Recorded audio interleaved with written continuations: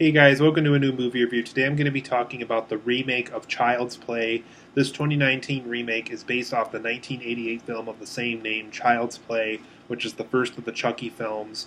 For me personally, I thought the first three Child's Play films were kind of my favorite in the franchise. I thought they were the most effective, the most scary. They had the most interesting use of the Chucky doll and Andy Barkley and things of that nature. For me personally, once we got to Bride of Chucky on out, was when the franchise got really uninteresting to me. It really kind of went in a more comedic direction, had more of a dark comedy vibe. I really didn't care for the humor or the violence or the horror elements that happened from Bride of Chucky on out. I also thought the idea of adding more than one doll to the story kind of ruined the mystery, I guess, of that very first Child's Play film of was this kid telling the truth of this doll doing violent things or not. I thought the mystery of that kind of completely vanished by the time we reached Bride of Chucky. Um, so here we are in 2019. We have a remake of that very first Child's Play film. This time around, it's more so an AI doll. The whole Charles Lee Ray thing got dropped for this movie. It's more so about a malfunctioning doll with AI intelligence and more of a Wi-Fi capability for today's world and things like that. So let's start talking about this new film, Child's Play, at least the 2019 one anyway. In this film, you guys, Andy Barkley and his mom move into a new apartment, and Andy is struggling to kind of fit in with the neighborhood kids. He's picked on. Has a hard time making friends. He has a hearing aid, so he kind of has limitations of his own. Andy's mother works at like the store that sells Buddi dolls and things like that. Um, and so after a while, Andy is struggling to fit in, and the mom really wants to get him something special since his birthday's around the corner.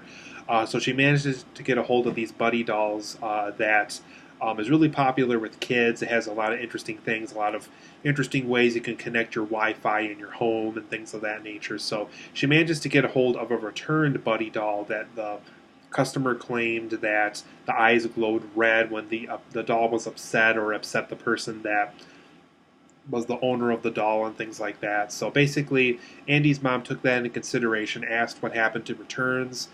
They said basically they're just going to throw it in a trash compactor when it gets back to the factory. So Andy's mom works out something with the employee to basically give Andy this doll for his birthday gift. So Andy gets the doll. He's really kind of intrigued by the whole Wi-Fi thing at first.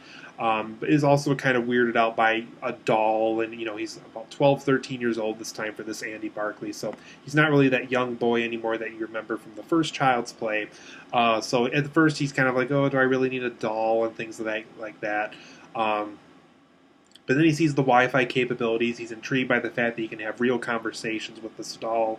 So things go well at first, but once Andy starts getting upset and he starts really having like inner awful feelings about the single mom's like new boyfriend or the cat in the house that's really violent and really kind of mean around him.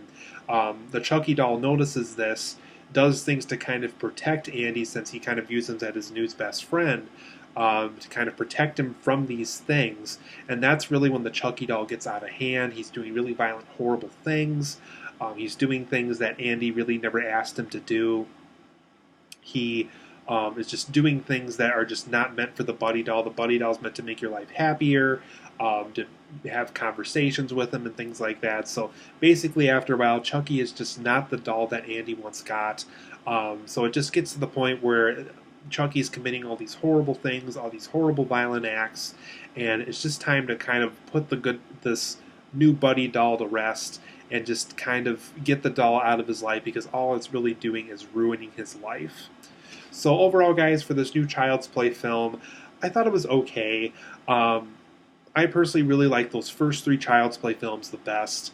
Like I said, Bride of Chucky on out, really was never a fan of those Chucky films. So basically, this film really had to either go back on track with those first three Child's Play films to get my attention, or they had to do something completely new and completely interesting to get me on board with the whole Chucky thing again. I feel like this film succeeded in some areas and really failed in others. I thought that first Child's Play film did such a great job with you as the viewer really not knowing if Andy's telling the truth about the doll, and you really didn't know in that first film Is the doll really committing these horrible things? Does Andy just have this wild imagination? Where is all the vulgar language coming from? How come all these people are getting killed off? How come the detective is having a hard time solving the case in that first Child's Play film?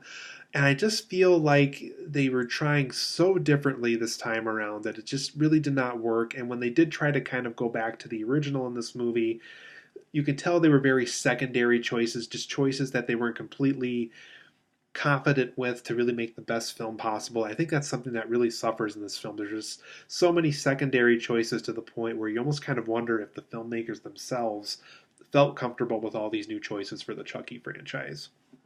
So, for my positives and negatives of this new Child's Play film as to why I like parts of it but not so much others, I do think Mark Hamill's voice is the new Chucky doll, since Mark Hamill is the new voice for Chucky. Brad Dourif did not come back to voice Chucky in this movie.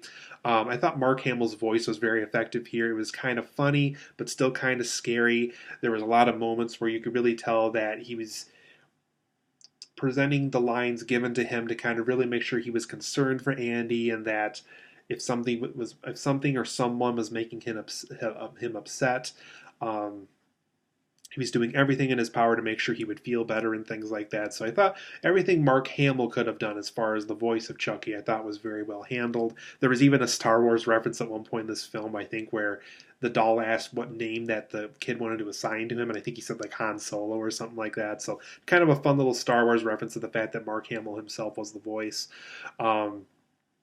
So I thought Mark Hamill, everything that he could have done for the voice of Chucky, I thought was very well done. I also like this idea of a kind of a Wi-Fi age era of technology explored in a Chucky film. It is kind of an interesting idea of what if your doll can connect to your phone and connect to your Wi-Fi and can connect to your computer and can connect to your GPS on your car and things like that to kind of be completely connected to your life. And if things go wrong, it's going to know your life in every way imaginable. So I really like this idea of like a Wi-Fi age era toy that is in this world, that it has Wi-Fi technology in this Child's Play franchise now. So I thought that idea was interesting, to kind of explore something that we have now that was not around back when the 1988 Child's Play was around. I also thought Aubrey Plaza did a great job as the mom in this movie. Kind of that deadpan Aubrey Plaza sense of humor that you're used to, while still kind of being the concerned mother and the struggling mother and things like that. So I thought Aubrey Plaza was great in this movie. I also like the kid that they got to play the new Andy Barclay in this film. He really did a good job making sure he just didn't play the same character all over again. He really kind of made Andy Barclay his own this time around. So I thought the kid that they got to play Andy Barclay did a very good job, and also did a very good job making sure that his Andy Barclay was very different from the 1988 film. I also like the choice of 80s color tones and film feel. It even has the old classic Orient Pictures logo at the beginning of the movie to make it feel like an older film. So I like how they really tried to make this film feel older, both in color tone and with film grain, to really make this film look like it belonged in that 1988 era film when the first Child's Play came out as well. I thought Act 1 and Act 2 were the most strongest portions of the movie. Whether it was getting to know the new Chucky, getting to know the new Andy Barclay, getting to know the new mother, getting to know the mother's boyfriend, or any of that stuff. I thought Act 1 and Act 2 was the strongest portions of this movie.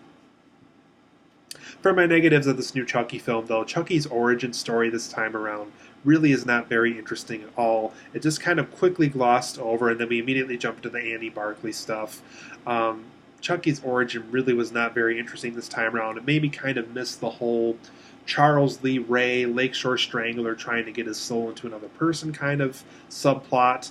The new Chucky origin we got this time around of a disgruntled factory worker really did not work for me, so I thought Chucky's origin really did not work this time around.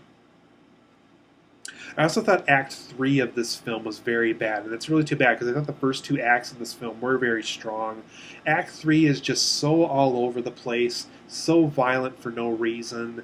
I just didn't feel satisfied with how things are wrapping up. I didn't feel satisfied with how Chucky was killed off. There's just so many things about Act 3 that just did not work for me. I thought Andy Barclay was a completely different character by the end of the movie, and not in a good way, not in a way that felt earned. So a very poor Act 3 in this film. And then, just like what I brought up a second ago, I thought the violence and gore in this film was just so over exaggerated to the point where it just felt like it didn't need to be there. It felt like it just was kind of earning its R rating for the sake of earning its R rating. So I thought the violence and gore in this film was just so over the top for just no reason at all. I also thought there was a lot of dumb character choices in this film. One moment in the movie that I just cannot believe happened was Andy Barclay completely destroys the apartment in one scene once Chucky gets into his head, and then the first thing the mother does is bring the kid to work after just completely destroying everything in the house. Why she didn't look into it like a children's psychology center or something along that line, or a hospital at least, was just beyond me. Why would you take your kid to work after seeing him basically destroy everything that you own? So I thought there was just a lot of choices in this film that just made no sense, and I just could not get behind some of these awful character choices in this movie. There was also a lot of lazy writing in this film. There's like this perverted janitor character that works at the apartment that Andy Barclay lives in, and there's this subplot with him bringing Chucky back to life to sell him on eBay or something stupid like that, and it really did not work. It just felt like bad, lazy writing to get Chucky back into the story again. There's just so many moments in this movie where the writing in the film just felt so lazy to me. I also do kind of miss the whole voodoo element that the very first Child's Play had. I do kind of miss the whole Charles Lee Ray thing. I really thought the whole thing with the factory worker really did not work in this movie, so really would have preferred something with more voodoo or something in it like what the first Child's Play had. I thought this time around it just really did not work in the film's favor. So overall, I'm going to give the new Child's Play film a 7.5 out of 10. It's okay. It's probably a decent Redbox rental if you really like the earlier Child's Play films. For me personally, I like those earlier Child's Play films a lot better. Bride of Chucky, I know, like I said, all those films were awful to me, but it's okay. I would say if you really want to see this film, you can wait till Redbox to see it. I don't think you have to go out to the theater to see this one. It's, like I said, it's okay. As a casual Child's Play fan, the film is all right. You can probably rent this one at Redbox if you really want to see it.